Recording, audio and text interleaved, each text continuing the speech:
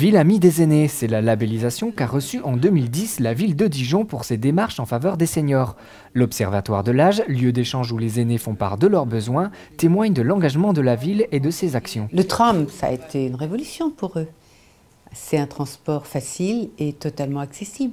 Ils nous ont demandé aux arrêts des trams de mettre des cartes, des quartiers autour des arrêts pour pouvoir mieux se repérer. Ils nous ont demandé aussi de baliser des cheminements au centre-ville et de leur indiquer à quelle distance, par exemple de l'arrêt du tram, il y a tel et tel point d'intérêt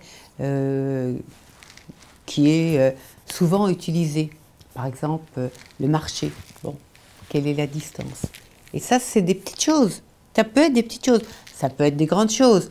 On est en train de travailler sur un transport des aînés dans l'hypercentre piétonnier qui ne soit pas polluant. Donc, peut-être à base d'un petit véhicule qui serait attaché à un vélo, vous savez, comme on voit dans d'autres endroits.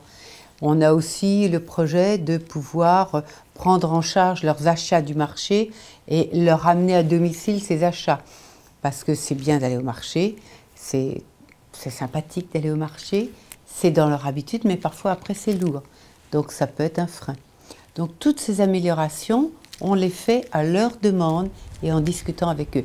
Dijon vient d'ouvrir une maison des seniors, lieu unique où on peut trouver tout ce dont on a besoin si on est senior, mais si on est aidant ou famille ou ami de seniors pour les aider dans la vie quotidienne, mais aussi des aînés qui auraient envie de savoir quelles activités peuvent proposer à leurs petits-enfants qui viennent les voir. Et bien voilà, nos aînés ont un lieu où ils peuvent demander des renseignements pour des services sociaux, ou des services à domicile, par exemple, ou de l'hébergement, mais aussi toutes les activités qu'ils ont envie de mener. Une des spécificités de Dijon vient de l'OPAD. Cette association dijonnaise dispense des loisirs éducatifs, sportifs ou encore culturels à ses adhérents exclusivement seniors. Nous avons des activités cognitives,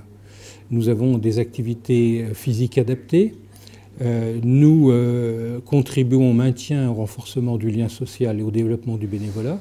Et tout ça, ensemble, à travers des activités collectives, concourt à l'allongement de la durée de la vie en bonne santé, à la longévité en bonne santé. Ces activités, je disais, elles sont à peu près du nombre d'une centaine. Si on veut apprendre des langues étrangères, on vient à l'OPAD. Si on veut faire des ateliers créatifs, culturels, on vient à l'OPAD. Si on veut découvrir le musée de Dijon, on peut venir à l'OPAD. Si on veut assister à des conférences sur tous les sujets, on peut venir à l'OPAD et on peut y faire de la marche, de l'aquagym, de l'aquabiking, tout type d'activité qui concourt à la bonne santé et à l'entretien après 55 ans. Notre spécificité, c'est que nos activités sont en groupe et elles se font dans une quarantaine de salles et de gymnases qui sont à disposition de l'OPAD pour ces activités. Donc il faut venir en groupe. Nous ne dispensons pas d'activités à domicile et de manière individuelle. Une de nos spécificités, c'est que nous contribuons au maintien, au renforcement du lien social à travers nos activités de loisirs. Dans le cadre de la prévention et de la lutte contre l'isolement des seniors les plus fragiles, l'OPAD a mis en place, avec l'aide d'étudiants de l'ESC de Dijon, le portage de livres à domicile via des liseuses. Un projet de café des seniors ouvert le dimanche est également lancé. Vous connaissez peut-être cette chanson d'Aznavour, « Je hais les dimanches ». Parfois, le dimanche est une journée difficile quand on est seul, et notamment quand on est seul et âgé. Donc ici, là où nous sommes, dans ce café, nous appelons le café Pierre Berry, le café des seniors Pierre Berry, eh bien, nous allons accueillir le week-end, et nous commençons à le faire, des seniors qui le souhaitent. Il n'y a pas nécessaire d'être adhérent de l'OPAD. Il faut être dijonnais et puis on peut y venir jouer, lire, faire des randonnées balades, toutes sortes d'activités encadrées. Une réaction? Un témoignage? Commentez ce reportage sur dijonsanté.fr.